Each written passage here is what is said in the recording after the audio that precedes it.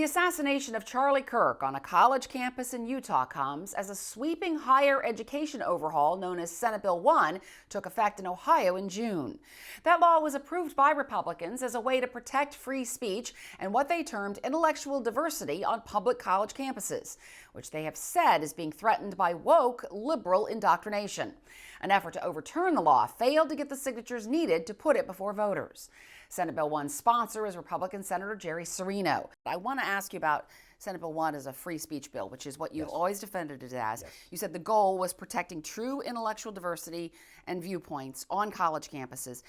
Is it possible in this environment where we're seeing a lot of what people would call cancel culture, that the pendulum's going to swing the other way, that you've been talking about protecting conservative viewpoints and ensuring that those students are protected on campus? What about students who now feel that they can't say something about the Charlie Kirk assassination? Well, I think Senate Bill 1 is about free speech regardless of what position you're taking on an issue. And let's face it, I don't know if Charlie knew anything about Senate Bill 1, to be honest with you. But what he was practicing, going to campuses and engaging people who disagreed with him, right, and trying to educate and persuade. Sometimes he succeeded, sometimes he didn't. That's what the essence of Senate Bill 1 is. Let's have that debate. Let's let the participants decide how they want to feel or take a position on a particular issue here. The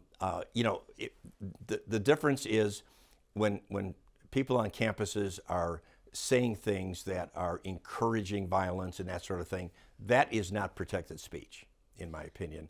Free speech is not absolute. I can't defame you without facing consequences if what I'm saying is untrue. So it's not absolute, and it cannot incite violence. But if people want to disagree with me or Charlie Kirk's position, they have every right to do that, and I will defend that right. So you've got Ohio State recently expelling a student for sharing pro-Palestinian comments online, the ACLU suing over that. But across the country, you've got professors dismissed over comments they made following Kirk's assassination at Clemson, UCLA, Fresno State, University of Mississippi, University of Arkansas, Cumberland University, East Tennessee State, Coastal Carolina. You have said that there's a far left tilt on college campuses. That's part of what Senate Bill 1 tried to do. But you also said cancel culture was bad. Is this not cancel culture? Well, I think cancel culture is bad, and I've never really liked it.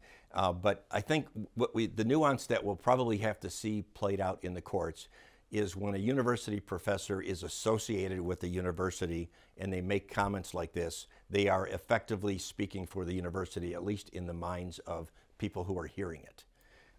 That those professors can, in their own capacity, can say whatever they want, but when they're associated with the university and compensated by the university, they have a responsibility to be a little bit more measured in what they say and how they present themselves. I think that is one of those nuances of the First Amendment. Charlie Kirk's assassination was a violent, horrible tragedy. It shouldn't have happened to him. It shouldn't happen to anybody, speaking publicly or not publicly. And his family deserves support and sympathy. Having said that, you are hearing people who are sharing comments and words that Charlie Kirk said himself as showing that he may not have been a person that they agreed with. And that, is it appropriate to talk about Charlie Kirk and some of the things that he said now? Is that wrong to be saying, I disagree with him because he said these things about women or people of color or religious views or anything like that? No, gosh, in the spirit of what Charlie stood for, if he were here today, he would encourage those kinds of comments and challenges. I've watched many of his college campus events, and he not only accepted other people's opinions if they disagreed with him, he encouraged them. He brought them to the front of the line, to the microphone, as a priority to others who might have agreed with him. And so in his spirit, there's no way we could take issue with people being able to say, I disagreed with Charlie in a professional, in a respectful manner.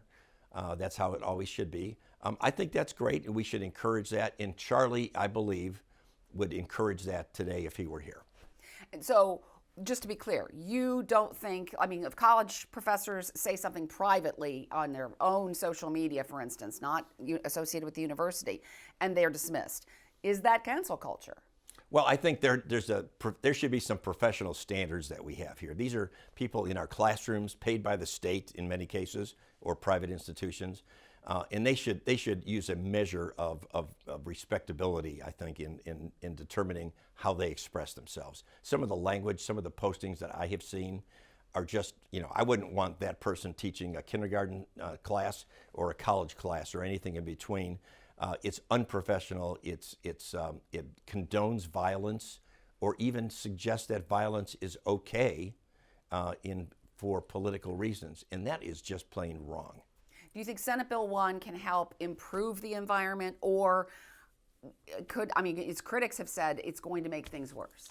Senate Bill 1 will create a backdrop for free expression and debate. That's really what it's all about. And if we have more of that on our campuses, I think we'll see less extreme on both sides, and we'll see that people feel that they have an opportunity to convey their viewpoints and express themselves without fear of any kind, whether it's physical fear or ostracization by students and faculty members. Senate Bill 1, I think it's growing in perceived value now, unfortunately, because of this grotesque circumstance. And I think it's going to help things on our campuses if it's carried out the proper way by our trustees. Cirino says there are several proposals to honor Charlie Kirk in some way circulating among lawmakers. This week, the Republican and Democratic leaders of Ohio's House and Senate put out a joint statement condemning political violence, which mentions the assassinations of Kirk and Democratic House Speaker Melissa Hortman of Minnesota, who was killed along with her husband earlier this year.